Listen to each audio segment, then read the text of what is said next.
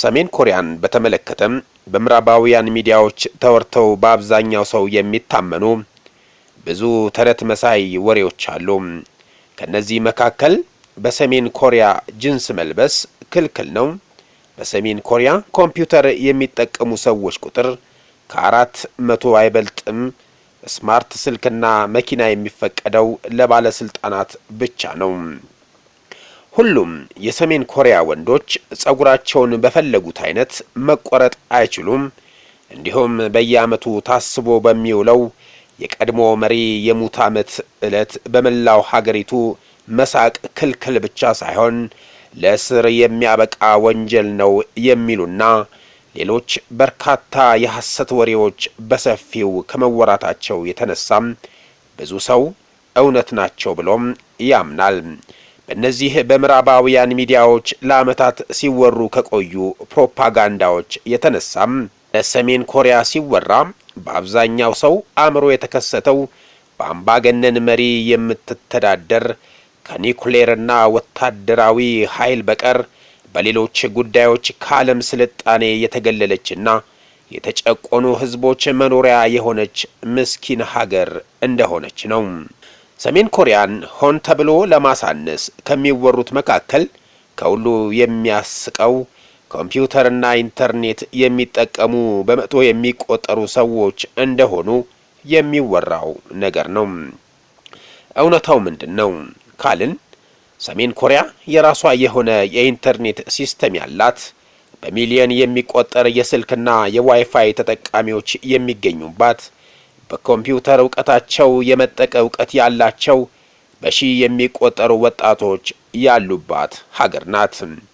እንዲያውም ለኮምፒውተርና ኮዲንግ ዕውቀት ቦታ ከመስጠታቸው የተነሳ በልጅነታቸው በሂሳብና በኮምፒውተር ሳይንስ ጎበዝ የሆኑ ተማሪዎችን የሚመለምልና በስሩ አድርጎ የሳይበር ውጊያ ስልጠና፣ ኮዲንግና ሃኪንግን ጨምሮ ከፍተኛ የኮምፒውተርና የሳይበር ስልጠና የሚሰጥ ቢሮ 121 ሚስጥራዊ ቡድንና ላዛሩስ ግሩፕ የሚባሉ በቢሮ 39 የሚመሩ አደገኛና ስኬታማ ተቋማት አሏትም።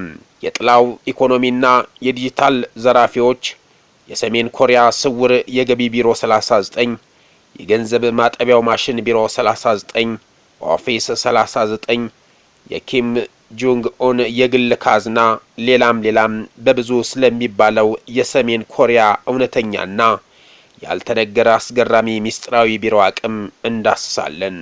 ሼልፍ ቲዩብ ነን። መርጠናና መሰግንም ለይተን አንተችም።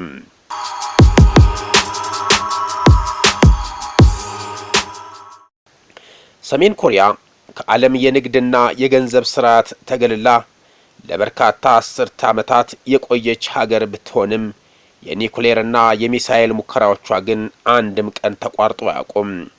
ይህ እንቆቅልሽ የሆነው የሀገሪቱ የገቢ ምንጭ ከህጋዊ የንግድ መስመር ይልቅ በሚስጥራዊው ቢሮ 39 ወይም ኦፊስ 39 እና በሰልጣኝ የሳይበር ሰራዊቷ የሚመራ የጥላ ኢኮኖሚ ውጤት ነው። በፒዮንግያንግ የሚገኘው ቢሮ 39 ተራ የመንግስት መስሪያ ቤት አይደለም። ይህ ድርጅት የኪም ጆንግ ኡን የግል ካዝና ተደርጎ የሚወሰድ ሲሆን ዋናው ስራው ማዕቀቦችን በመጣስ የውጭ ምንዛሬን ወደ ሀገር ውስጥ ማግባት ነው። ቢሮ 39 የሰሜን ኮሪያን ገዢ ፓርቲ WPKን የገንዘብ ፍላጎት ለማሟላትና ለሀገሪቱ መሪ ለኪም ጆንግ ኡን የግል ወጪዎች የውጭ ምንዛሬን የሚያመነጭ እጅግ ሚስጥራዊ ድርጅት ነው። ይህ ድርጅት በዓለም አቀፍ ደረጃ በብዙዎች ዘንድ የሰሜን ኮሪያ የኢኮኖሚ ጀርባ አጥንት ተብሎ ይጠራል። በ1970ዎቹ አጋማሽ በኪም ኢል ሱንግ ዘመን እንደተመሰረተ ይታመናል። በሰሜን ኮሪያ ላይ የተጣሉ ዓለም አቀፍ ማዕቀቦችን በመጣስ ለኒኩሌር መርሃ ግብር የሚሆን ገንዘብ ማሰባሰብና ለመሪው ቤተሰብ የቅንጦት ዕቃዎች፣ መኪናዎችን፣ ሰዓቶች፣ ውድ መጠጦችን ማቅረብ ነበር። ቢሮ 39 የሚንቀሳቀስባቸው መንገዶች በሁለት ይከፈላሉ። ህጋዊ በሚመስሉና ህገወጥ ተግባራት። ሱፐር ኖትስ ተብሎ የሚጠሩና ለመለየት እጅግ አስቸጋሪ የሆኑ ከፍተኛ ጥራት ያላቸውን የ100 የሐሰት ዶላር ኖቶችን በማተም ይታወቃል። ከፍተኛ ጥራት ያለው የእጽ ዝውውር፣ ኬታሚን እና ኦፒየም በማምረት በዓለም አቀፍ ገበያም ያሰራጫል። ፔታሚን የተባለ አደገኛ ዕፅን በማይፈተሹ የዲፕሎማቲክ ሻንጣዎች በማዘዋወር ቢሊዮን ዶላሮችን ሰብስቧል። ድርጅቱ በውጭ ሀገራት በተለይም በቻይናና ደቡብ ምስራቅ እስያ የፊት ለፊት ፍሮንት በማቋቋም የወርቅ፣ የድንጋይና ከሰል፣ የባህር ምግቦችን በድብቅ ይሸጣል። የአገሪቱን የተፈጥሮ ሀብት ህጋዊ በሚመስሉ ተግባራት የወርቅና ማዕድን ሽያጭ በድብቅ ለውጭ ገበያ ማቅረብ ሰሜን ኮሪያውያን ሰራተኞችን ወደ ሩሲያና ቻይና በመላክ የሚያገኙትን ደሞዝ በሙሉ ማለት ይቻላል ለቢሮው ገቢ ያደርጋሉ። ሌላኛው የአገሪቱ የገቢ ምንጭ የሰው ኃይል ኤክስፖርት፣ ይህም በዘመናዊ መልክ የባሪያ ንግድ አይነት ስልት ነው። ሰሜን ኮሪያ በሺዎች የሚቆጠሩ ዜጎቿን ወደ ሩሲያ ለእንጨት ስራ፣ ወደ ቻይና ለጨርቃ ጨርቅና ወደ መካከለኛው ምስራቅ ለግንባታ ትልካለች። እነዚህ ሰራተኞች በቀን እስከ 18 ሰዓት የሚሰሩ ሲሆን ከሚያገኙት ደሞዝ 90 በመቶ በቀጥታ ለሰሜን ኮሪያ መንግስት ገቢ ያደርጋል። ይህም በአመት እስከ 500 ሚሊዮን ዶላር የሚደርስ ገቢ ያስገኝላታል። ባንክ ዘራፊ፣ የተደራጀና የተካነ የሳይበር ሰራዊት አሏት። ሰሜን ኮሪያ የሳይበር ሰራዊት ከባህላዊ ወታደራዊ ኃይል በበለጠ ለዓለም አቀፍ ደህንነትና ለፋይናንስ ስርዓት ስጋት እየሆነ መጥቷል። ይህ ሰራዊት በሰሜን ኮሪያ ደህንነት መዋቅር ውስጥ የጠቅላላ የስለላ ቢሮ፣ ሪኮንሳይንስ ጀነራል ቢሮ RGB ስር የሚንቀሳቀስ ሲሆን በዓለም ላይ ካሉ እጅግ ውጤታማና አደገኛ የዲጂታል ጦርነቶች አንዱ ተደርጎ ይወሰዳል። የአይቲ ሰርጎ ገቦች በምዕራባውያን ኩባንያዎች የተቀጠሩ አሏት። የቅርብ ጊዜና እጅግ አስገራሚው ስልት የሰሜን ኮሪያ አይቲ ባለሙያዎች የውሸት ማንነት ሪዚዩም በመጠቀም በአሜሪካና በአውሮፓ የቴክኖሎጂ ኩባንያዎች ውስጥ በሪሞት ስራ ተቀጥረው መስራታቸው ነው። እነዚህ ሰዎች ከፍተኛ ደሞዝ የሚከፈላቸው ሲሆን ያገኙትን ገንዘብ ለሀገሪቱ የሚሳኤል ፕሮግራም ይልካሉ። ዛሬ ፒዮንግያንግ ሚሳኤል የምታመርተው በሳይበር ስርቆት በሚገኝ ገንዘብ ነው ቢባል ማጋነን አይሆንም። ስለዚህ የሳይበር ሰራዊትና ጠላፊዎች በዋናነት በሶስት ዋና ዋና የአደረጃጀት ክፍሎች ይከፈላሉ። የመጀመሪያው ዩኒት 121 በውጭ ሀገራት ላይ ጥቃት በመሰንዘርና መሰረተ ልማቶችን በማውደም ላይ ያተኩራል። በርካታ ስያሜዎችን በመጠቀም የተለያዩ የሳይበር ጥቃቶችን የሚፈጽመው ቢሮ 121 ከ2 ዓመታት በፊት ወደ ናሳ የመረጃ ቋት በመግባትና መረጃዎችን በመውሰድ በአሜሪካ ፍትህ ሚኒስቴር በሰሜን ኮሪያ ላይ ክስ መስርቶ ሁሉ ነበር። በ2024 ተፈጽሞ በነበረው በዚህ የሳይበር ጥቃት እነዚህ የሰሜን ኮሪያ ሃከሮች ማዊ በተባለ የረቀቀ ቫይረስ አማካኝነት የናሳን የኮምፒውተር ሲስተም ሰብረው ከገቡ በኋላ የናሳ የሳይበር ጥበቃ ክፍል ሳያውቅባቸው ለ3 ወራት ተደብቀው በመቆየት 17 GB የሚሆን ጠቃሚ መረጃ መውሰድ ችለው ነበር። እንዲህ ኢንተርኔት የለም ኮምፒውተር የሚባለውን ነገር የሚያውቁት ሰዎች ቁጥር ከ400 አይበልጥም ሲባል የምንሰማው የሰሜን ኮሪያውያን የኮምፒውተር ዕውቀት የዚህን ያህል ነው። አስደናቂ የሳይበር ዕውቀት ያላቸው የቢሮ 121 ሃከሮች አንድ ጊዜም ደግሞ የደቡብ ኮሪያን መከላከያ ሚኒስቴር የኮምፒውተር መረብ ጥሰው ገቡ። ሃከሮቹ እጅግ ጥብቅ ቁጥጥር ወደሚደረግበት ወደ ደቡብ ኮሪያ መከላከያ ሚኒስቴር የኮምፒውተር ሲስተም ከገቡ በኋላ የአሜሪካና የደቡብ ኮሪያ ጦር በጋራ ያዘጋጁትን ኦፕሬሽን ፕላን 5015 የተባለውን የጦር እቅድ ወስደዋል። ይህ እቅድ ሰሜን ኮሪያ ወረራ ብትፈጽም እንዴት ምላሽ እንደሚሰጥና የሰሜን ኮሪያን መሪዎች ለማጥፋት የታቀደ ሚስጥራዊ ሰነድ ነበር። ሁለተኛው የባንክ ስርቆቶችንና የክሪፕቶ ከረንሲ ዘራፊዎችን በላዛሩስ ግሩፕ አማካኝነት የሳይበር ጥቃት ያከናውናል። ላዛሩስ ግሩፕ ዓለም አቀፍ ባንኮችንና የክሪፕቶ ከረንሲ ተቋማትን በመዝረፍ የገንዘብ ምንጭ የማመንጨት ኃላፊነት አለበት። የላዛሩስ ግሩፕ የተባለ በሰሜን ኮሪያ መንግስት የሚደገፍ የጠላፊዎች ስብስብ በ2022 ብቻ ከ600 ሚሊዮን ዶላር በላይ የሚገመት የክሪፕቶ ከረንሲ ከአንድ የቪዲዮ ጌም ኩባንያ ላይ ዘርፏል። ሶስተኛው ቡድን ብሉ ኖሮፍ በፋይናንስ ተቋማት ላይ ረቂቅ ስርቆቶችን ለማከናወን የተመደበ ልዩ ቡድን ነው። ይህ ቡድን ዲጂታል የገንዘብ ማጠቢያውም የሚከናወነው የተሰረቀው ዲጂታል ገንዘብ ምንጩ እንዳይታወቅ ቶርናዶ ካሽ በመሳሰሉ የቴክኖሎጂ መሳሪያዎች ተቀላቅሎ ወደ ህጋዊ ገንዘብ ይቀየራል። ባለፉት 5 ዓመታት ብቻ ከሀገሪቱ ከ3 ቢሊዮን ዶላር በላይ በሳይበር ስርቆት ማግኘቷን የተባበሩት መንግስታት ድርጅት ሪፖርቶች ያመለክታሉ።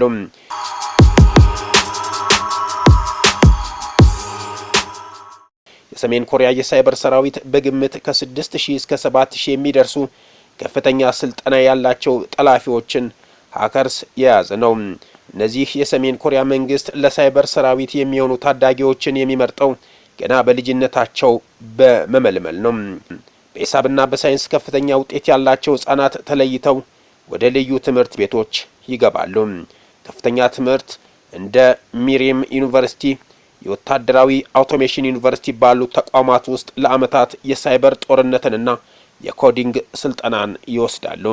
ምርጥ የተባሉት ሰልጣኞች ወደ ቻይና፣ ሩሲያና ህንድ በመሄድ የላቀ የቴክኖሎጂ ዕውቀትና የውጭ ሀገራትን የሳይበር ድባብ እንዲያጠኑ ይደረጋል። ይህ ሰራዊት በተለያዩ ጊዜያት የፈጸማቸው ስልታዊ ጥቃቶች ዓለምን አስገርሟል። የሶኒ ፒክቸርስ ጥቃት በ2014 ኪም ጆንግ ኡንን የሚያንቋሽሽ ፊልም በመስራቱ ምክንያት ሶኒ ኩባንያን በመጥለፍ ሚስጥራዊ መረጃዎችን ለቅቀዋል፣ ኮምፒውተሮችን አውድሟል። 2016 ከባንግላዴሽ ማዕከላዊ ባንክ 81 ሚሊዮን ዶላር በመስረቅ ወደ ፊሊፒንስ ካዝናዎች አዟውሯል። 2017 በ150 ሀገራት የሚገኙ 300,000 ኮምፒውተሮችን በመቆለፍ የጤናና የፋይናንስ ተቋማትን ሽባ አድርጓል። የሳይበር ሰራዊቱ ልዩ የሚያደርገው አደገኛ የመሬት አቀማመጥ ነጻነት። አብዛኞቹ ጠላፊዎች የሚንቀሳቀሱት ከሰሜን ኮሪያ ውጪ ቻይና፣ ሩሲያና ደቡብ ምስራቅ እስያ በሚገኙ ሆቴሎችና የንግድ ድርጅቶች ውስጥ በመሸሸግ ነው። ይህም ጥቃቱ ከየት እንደመጣ ለማወቅ አስቸጋሪ ያደርገዋል። ሁለተኛ፣ ከፍተኛ ትዕግስት። አንድን ትልቅ ተቋም ለመጥለፍ ለወራት አልፎ ተርፎም ለአመታት የስለላ መረጃ ሲሰበስቡና የጥበቃ ቀዳዳዎችን ሲፈልጉ ይቆያሉ። ሶስተኛው፣ የመንግስት ድጋፍ። እንደ ሌሎች ሀገራት ጠላፊዎች በግል ሳይሆን እንደ አንድ ወታደራዊ መዋቅር በመንግስት በጀትና ጥበቃ ስለሚደረግላቸው ከፍተኛ አቅም አላቸው።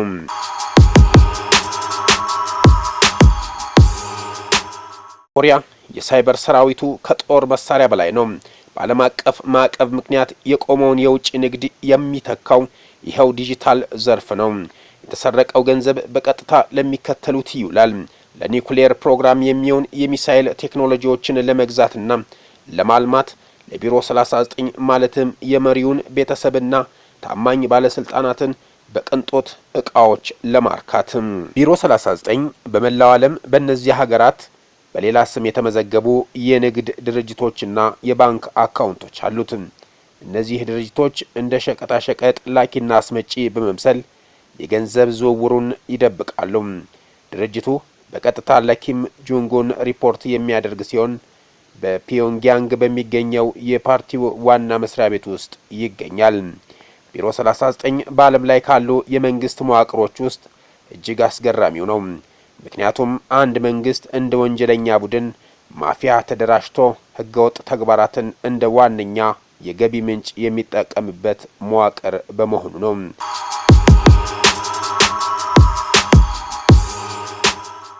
የሰሜን ኮሪያ ኢኮኖሚ በሁለት የተከፈለ ነው። አንደኛው የሀገር ውስጥ ምርት ጂዲፒ ሲሆን ይህም እጅግ ደካማና ህዝቡን ለረሃብ የዳረገ ነው። ሁለተኛው ግን በስለላ ድርጅቶች የሚመራውና የመሪው ኢኮኖሚ ሮያል ኮርት ኢኮኖሚ የሚባለው ነው። ይህ የጥላ ኢኮኖሚ በዓለም አቀፍ የሳይበር ደህንነትና በባንክ ስርዓት ላይ ከፍተኛ ስጋት ደቅኗል። የሰሜን ኮሪያ የሳይበር ሰራዊት የማይታይ ግን ገዳይ ጦር ነው። ዓለም አቀፍ ማህበረሰቡ የባንክና የክሪፕቶ ስርዓቶችን ጥበቃ ባጠበቀ ቁጥር ይህ ሰራዊት ደግሞ ይበልጥ ረቂቅ የሆነ የመጥለፊያ ዘዴዎችን እያዘጋጀ ይገኛል። ይህ መስሪያ ቤት ባይኖር ኖሮ ሰሜን ኮሪያ የኒውክሌርና የሚሳኤል ፕሮግራሟን ለማስቀጠል ክፉኛ ትቸገር ነበር። ቢሮ 39 አገሪቱ ከዓለም የገንዘብ ስርዓት ተገላም እንኳን በኢኮኖሚ እንዳትፈርስ የሚያደርግ ዋነኛ የመተንፈሻ ቱቦ ነው። የዓለም ማህበረሰብ ማዕቀቦችን ቢያጠብቅም ሰሜን ኮሪያ ግን በዲጂታል ቴክኖሎጂ ታግዛ በየቀኑ አዳዲስ የገቢ ምንጮችን በመፍጠር ላይ ትገኛለች።